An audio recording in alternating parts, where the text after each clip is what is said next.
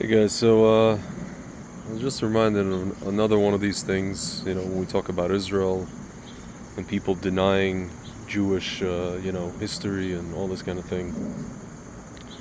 People who say that we are colonizers, invaders, blah blah blah. Every so often I get an email from an organization. There's different organizations.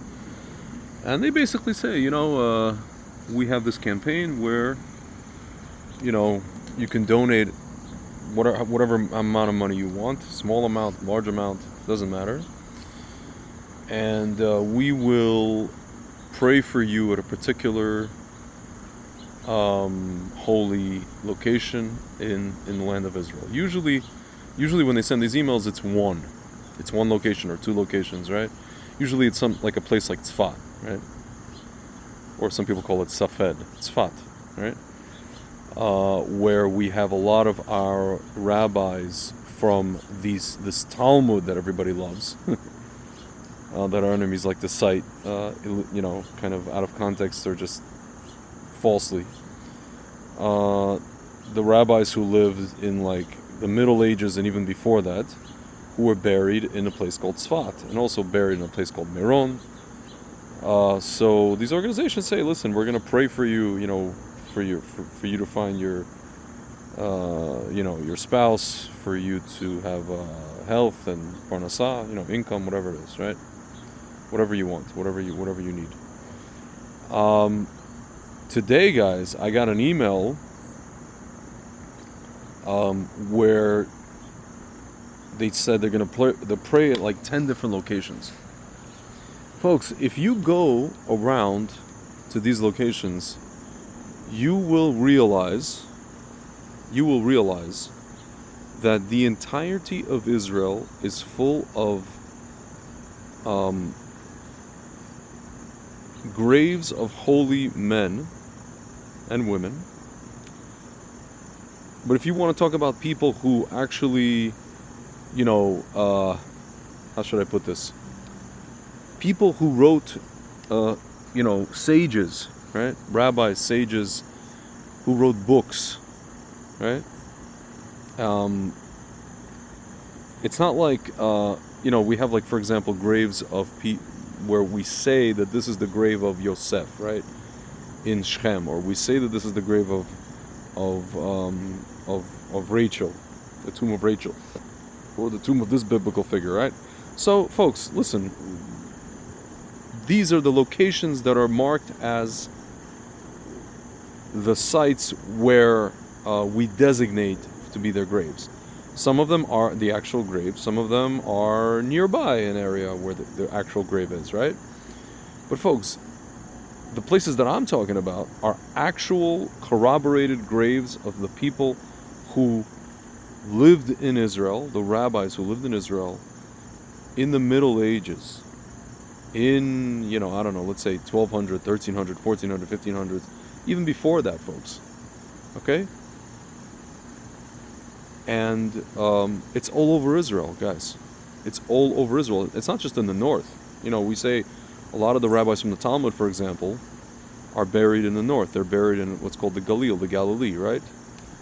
Like, I've been to these places. We have like another rabbi named Yonatan ben Uziel. People pray at his grave specifically to find, their intended, right?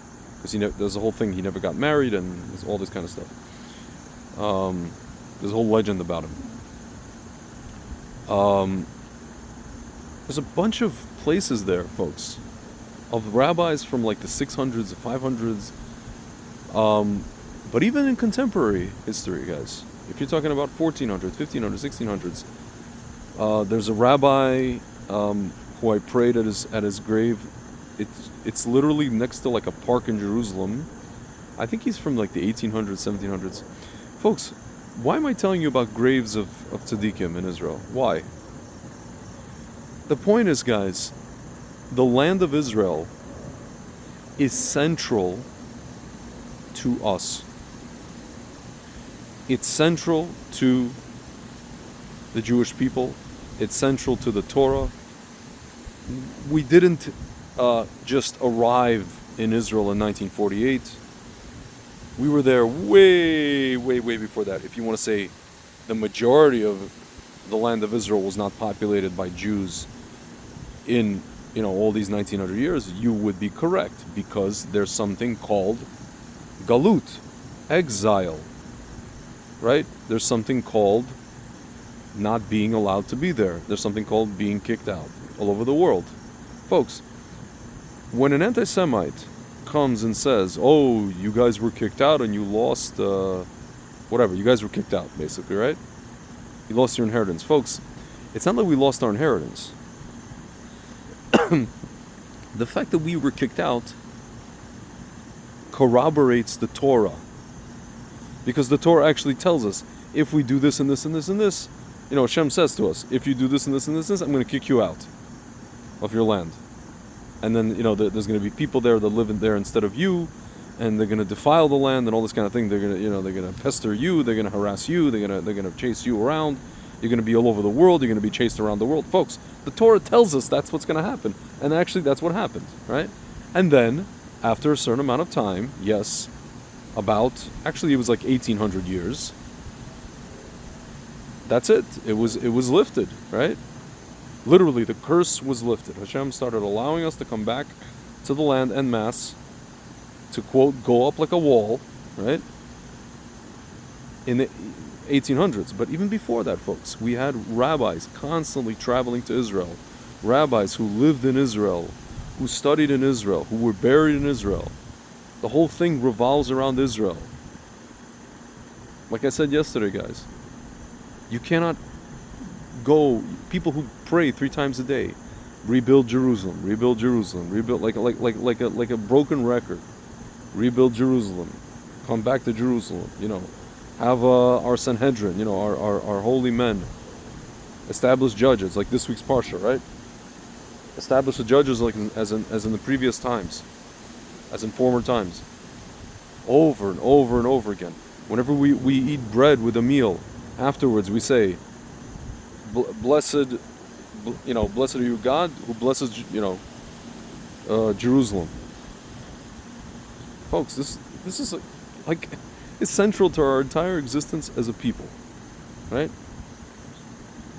So you can literally go to Israel, you can go up and down Israel, and you'll find, go to a place called Tiberias. You're going to find a bunch of graves of rabbis from before the Middle Ages and rabbis who are, a little bit closer, 1100s, 1200s,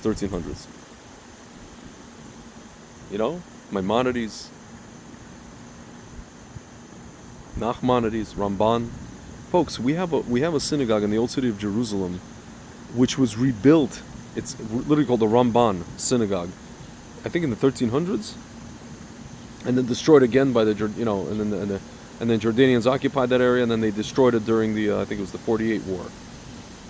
Folks, I mean, like, honestly, this discussion of us being colonialists and invaders and all this kind of stuff, it's so, not only is it passé, it's like telling somebody, it's like coming to and telling somebody that the sky is brown. Come on, like, you expect people to believe you? Folks, like, seriously, like, and you can say, well, it doesn't matter, people come and people go. Folks, nobody cries for us, right? If we were indigenous somewhere and somebody came and if the shoe was in the other foot, nobody would cry for us, right? All these 1800 years, did anybody say, oh, who's indigenous to Israel? It's really the Jews. Free Israel, free Judea. Did anybody ever do that for us? No. Folks, it just goes to show they hate us, okay? we understand that, okay? They're going to deny history. They're going to deny, I don't know, archaeology, anthropology, topography, genealogy. Not even genetics, but genealogy. And also genetics also. Folks, you see it every day. They're doing it every day. Because, again, I said yesterday, they're afraid that we've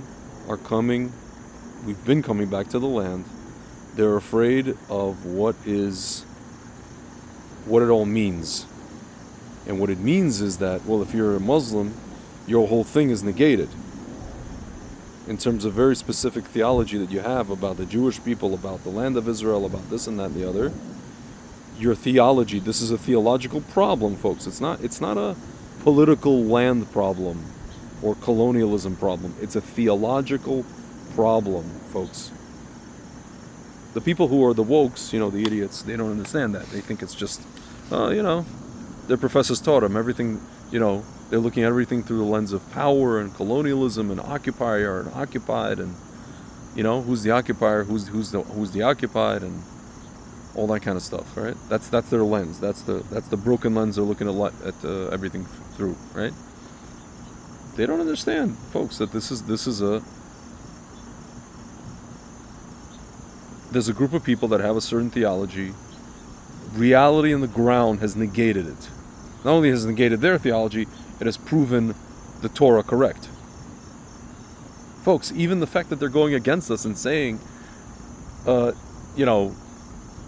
we're imposters, that we don't belong in this land, further proves the Torah correct, because Rashi said that was going to happen. He literally predicted it. He based it on a midrash. He said there's going to come a time where people are going to say that you're thieves and robbers, right?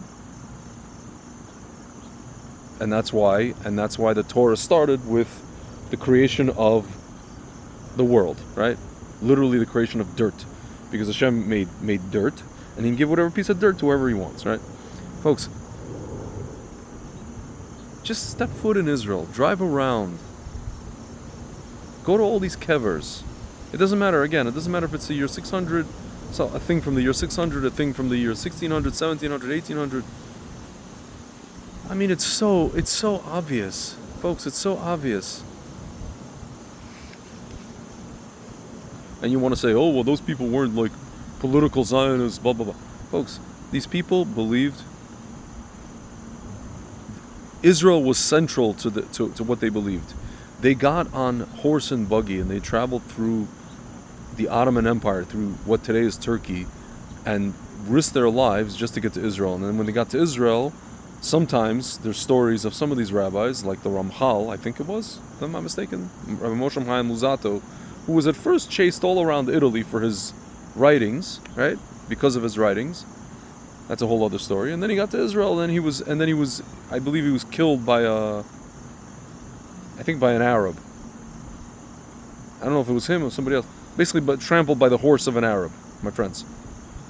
Isn't that lovely, right? He writes all these amazing books, which are staples in every yeshiva in the world, in Israel and elsewhere, right? And then he gets chased around Italy because of whatever, right? Some historical stuff. And then he gets to Israel and he gets trampled. What a life, huh? Folks, I mean, this didn't happen in 1948. This all happened like centuries ago.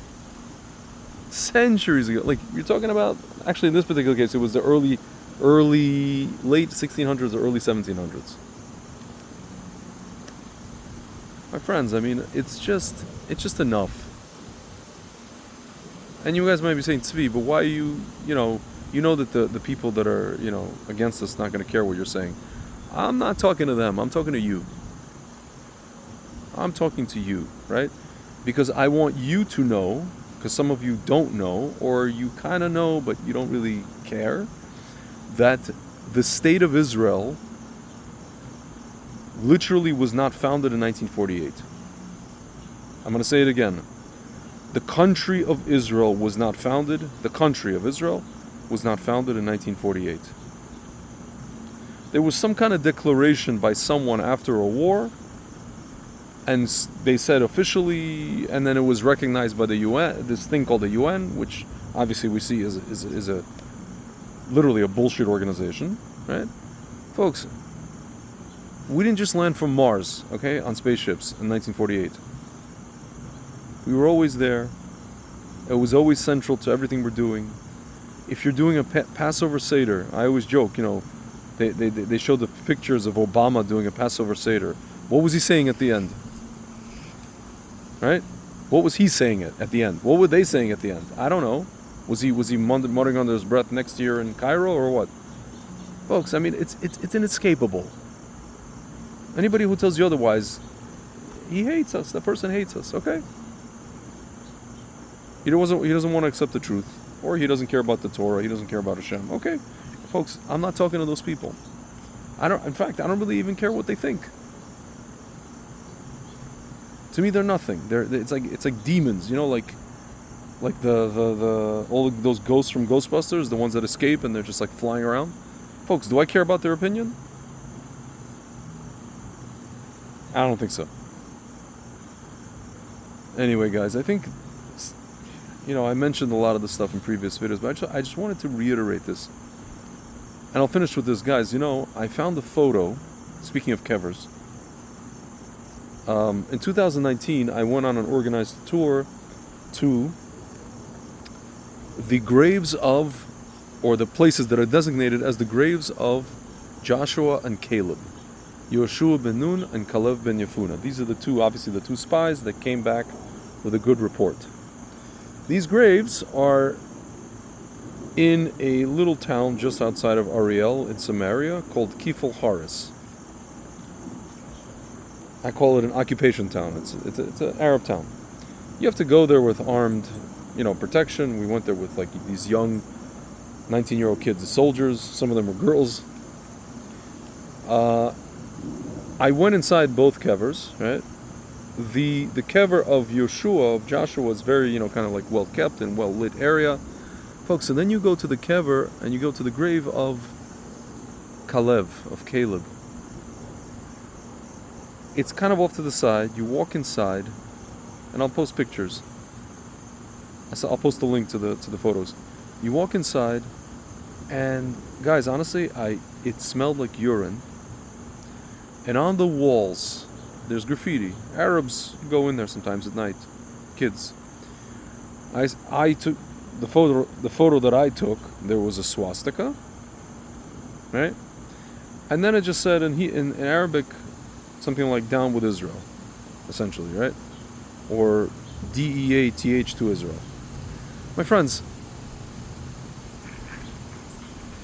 we understand who we're dealing with, right? I just want to be clear. We understand who we're dealing with. This is an archaeological site, literally, that's been around for thousands of years, and it's definitely not a Muslim site. And let's say even if someone comes and claims it to be a Muslim site, if it's a Muslim site, here's the thing: if it's a Muslim site, Muslims would not spray paint a swastika and "Death to Israel" on it. If they did, it's already problematic for them, right? But if it's a Jewish site, and it's thousands of years old, folks, and the fact that they're doing it tells us that they know it's a Jewish site, and they just want to put a swastika on there. And piss all over the place. Urinate. My friends, I hate to say this is one of the things that tell us